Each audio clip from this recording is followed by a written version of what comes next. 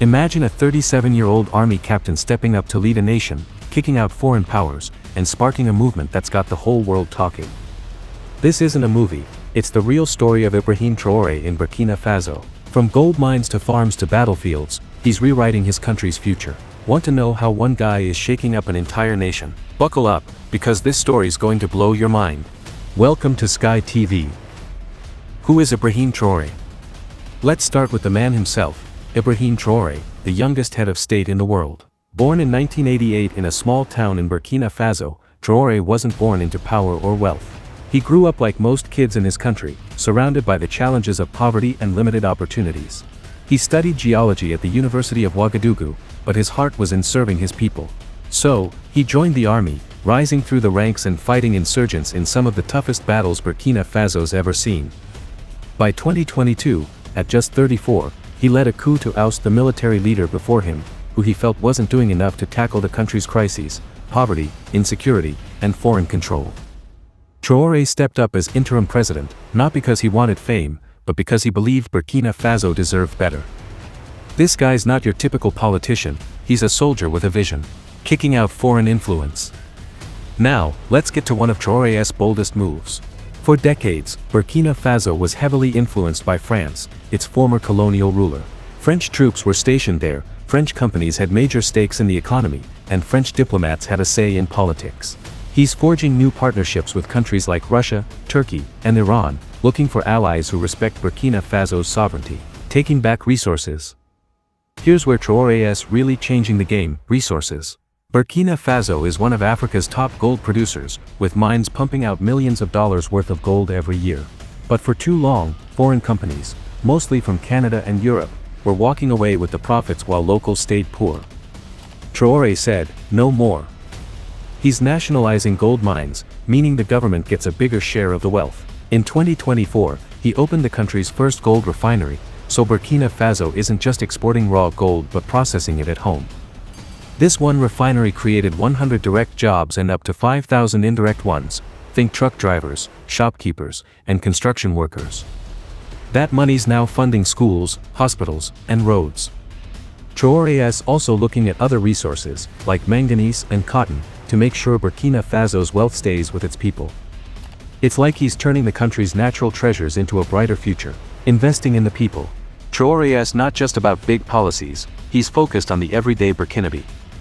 Agriculture is the backbone of Burkina Faso, with over 80% of people relying on farming to survive. Traoré launched a $1 billion plan to transform farming, giving out free tractors, seeds, and fertilizers to grow crops like rice, maize, and cotton. He's also building irrigation systems to fight droughts, which hit the Sahel region hard. Beyond farming, he's investing in infrastructure, roads, bridges, and schools, but he's doing it differently. Instead of hiring foreign companies, he's using local workers, which means jobs for young people and money staying in communities. And here's something that makes him stand out: he refused a presidential salary, sticking to his army captain paycheck. He says he's not in it for the money, and people believe him. Many compare him to Thomas Sankara, Burkina Faso's revolutionary leader from the 1980s who fought for self-reliance and inspired a generation. Traoré is bringing that spirit back, fighting for security. Now, let's talk about the biggest challenge Traoré faces: security. Burkina Faso's been battling insurgent groups linked to Al-Qaeda and ISIS for years. These groups control parts of the country, especially in the north and east, and over 2 million people have been displaced. It's a humanitarian crisis, and Traoré is throwing everything at it. He's boosted funding for the army, trained local militias, and even armed civilians to defend their villages, a move that sparked debate. Some say it's empowering communities, others worry it could lead to more violence. Traoré is also buying drones and weapons from new allies like Turkey to fight smarter, not just harder. He's often seen visiting troops, rallying them with speeches about protecting the homeland. Security's the foundation for all his other plans, and he knows that without peace, progress is impossible. It's a tough fight, but Traoré is all in, challenges and criticism. Traoré's vision is bold, but it's not without hurdles. His decision to extend military rule until at least 2029 has raised eyebrows. Some worry he's delaying democracy, and there's always the risk of power going to his head, as we've seen with other leaders. His new alliances with countries like Russia and Iran have critics asking if he's just swapping one set of foreign influences for another. Then there's the economy. Nationalizing resources is great, but it scared off some investors, and Burkina Faso is still one of the world's poorest countries. Why it matters to the world. Traoré's story isn't just about Burkina Faso, it's a wake-up call for Africa and beyond. His push for self-reliance, rejecting foreign control, and focusing on local solutions is inspiring leaders and young people across the continent. He's part of a new wave of African leaders saying, "We can do this ourselves."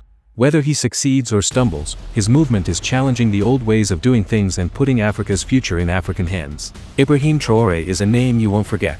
At 37, he's leading a revolution in Burkina Faso, fighting for a country that's free, strong, and proud. Is he the next great African leader, or is he taking a risky gamble? One thing's certain, the world's watching, and he's not slowing down. What do you think? Can Traoré pull this off? Drop your thoughts in the comments, smash that like button, and subscribe for more stories about people changing the world. Let's keep this conversation alive.